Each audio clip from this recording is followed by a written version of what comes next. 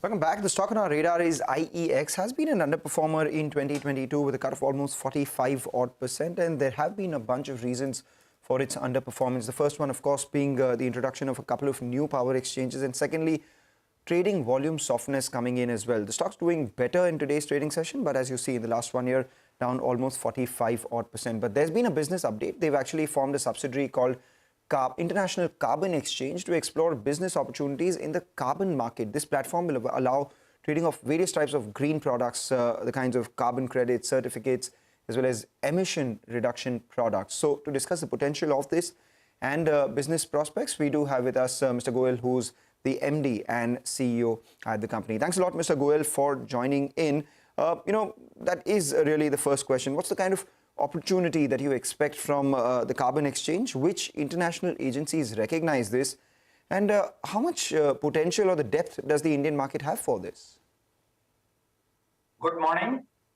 As you are aware that under the Paris Agreement, all countries have taken some NDC targets for carbon reduction. India also has taken very challenging targets. For meeting these targets, there is going to be a mandatory carbon market, which will be regulated by CERC, and IEX with other exchanges will be doing mandatory market carbon trading. But in addition to that, we see large number of corporates, multinationals, they have also set a very challenging target for themselves for the carbon neutral and net zero. And to comply with that, they are buying carbon credits from the market, in the voluntary market.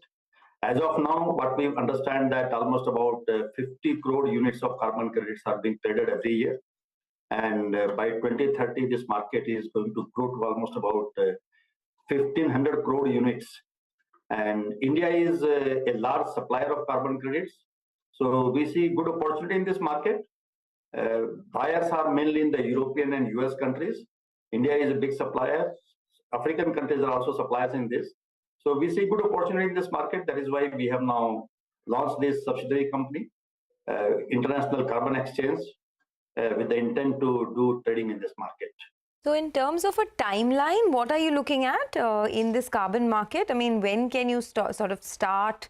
And over the next 1 to 2 years from this subsidiary, what is the kind of maybe earnings that you can generate? We will be launching this company, business in this company maybe in the next 5-6 month time. Our target is basically on 27th of June, IEX will be completing 15 years. So that is the date on we are targeting to launch this operation of the International Carbon Exchange also. And as far as the business opportunity is concerned, opportunity is big, but it all depends on, we have to initially create a credibility for this company in the international market. As far as IEX in India is concerned, it is well known, but in the international market, we will have to create that credibility and our networking with the buyers and sellers. And also, there are international registries who are registering this carbon credit. So we will have to also interact with them. So very difficult to say what kind of opportunity is going to be, but we see good business potential. Right. The total, there was a Financial Times report which said the total market for voluntary carbon credits is about $2 billion in 2021.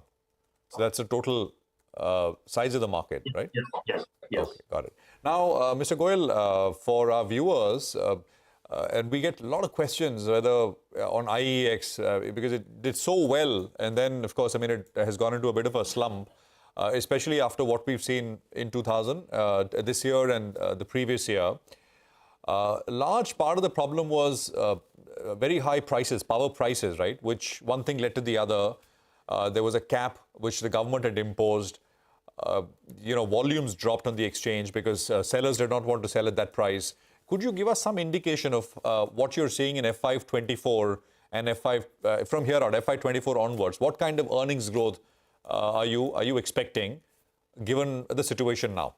Go on. Yeah. So this year particularly, energy market conditions were very, very challenging world over. Energy prices have increased. In fact, power prices, if you look at the European countries, the increase was almost about 3-4 times. Imported coal prices had increased of almost about 5 times. Gas prices increased by 10 times. So there was shortage of fuel in the market. And as a result of that, the pressure was on the domestic coal. Coal India did an excellent job. They increased the production by almost about 16-17%. And that is why we were able to meet the demand of the power in the country. But input cost itself was quite high. And Mr. Goel, looking forward, sir, look forward for us if you can. What you've described is what has already transpired, with situation much better now, right? More stable at least. Yes. So in the last 4 or 5 months, the coal production has improved, and prices have come down now, which was 7-8 rupees in the month of April, May. They are down to almost about 5 rupees now. And if this coal production trend continues in future, in the next year also, I'm sure the prices will be back to 4-4.5 rupees. And this year our volumes are flat. As of now, they are -4%, but I'm sure we will be able to make up that in the coming 3 months. And next year we should see good volume growth. Could you define, good volume growth for next year? And this year you said so far you're -4%. You will make it up. So you end the year flat or with minor growth? No, we will be almost about flat by end of the year. And next year, what is your volume growth target? We are targeting a volume growth of almost about 15-20%, but then all depends on the availability of fuel in the market. Okay, the 15 to 20% growth would be positive, but a couple of triggers that everyone had for IEX going forward was the introduction of long duration contracts. Can you tell us how have volumes panned out there? What's the traction? When is it likely to pick up? We started this long duration contracts in the month of July, and some transactions have started happening in this market. But because of the high price in the market, many distribution companies are not willing to get into long duration contracts, I mean monthly or quarterly contracts. So, and again, when the prices cool down, I am sure in the long-term market also, long duration contracts also, the volumes will increase. Next year, we should see good traction in this market. Okay. I just had one question. There are 2 new players, 2 new exchanges that have come through. Is there any pressure that you're seeing in terms of market share because of Hindustan Power Exchange, the Power Exchange of India? Any predatory pricing that's taking place currently? No, PXIL is there right from 2008. In fact, they are 15 years old. It is only HPX which started last year. This year in the month of July, they started their operation. And I don't see any impact of that on our business. See, in India, exchanges are doing only about 7% of the total generation in the country through the exchange. Whereas developing countries, the market size is almost about 40-50%. And there is enough opportunity for 3 exchanges. And our market share also is around 90% as of now. Okay. There is no impact. And what's the update on the gas exchange? I mean, that was another trigger. Yeah, gas exchange is doing wonderful. I mean, in the first year of operation, gas exchange achieved break-even. Last year, we did almost about 1.2 crore units of MMBTU of the transaction. This year, in the 9 months, we have done almost 3 times of that. Yeah. And gas exchange this year is going to make good profit. Right. And as you are aware that the government of India has set a target of increasing the share of gas in the energy basket from 6% to 15% by 2030. Mr. Goel, got that. So that's an opportunity. Volume growth of 15-20% should result in at least 15% earnings growth as well for 2024? For IEX? Yes. Yes, definitely. The volume growth happens by 15%. Okay. Earning growth. I've asked this before as well when you've been a few months ago. Globally, free market pricing of energy has come under pressure, right? We've seen things transpire in Europe, etc. Here we've seen price caps of 12 rupees earlier, which was a big blow to exchanges like yours. I mean, there's no surety that that doesn't come back, right? It all depends on underlying input prices, etc.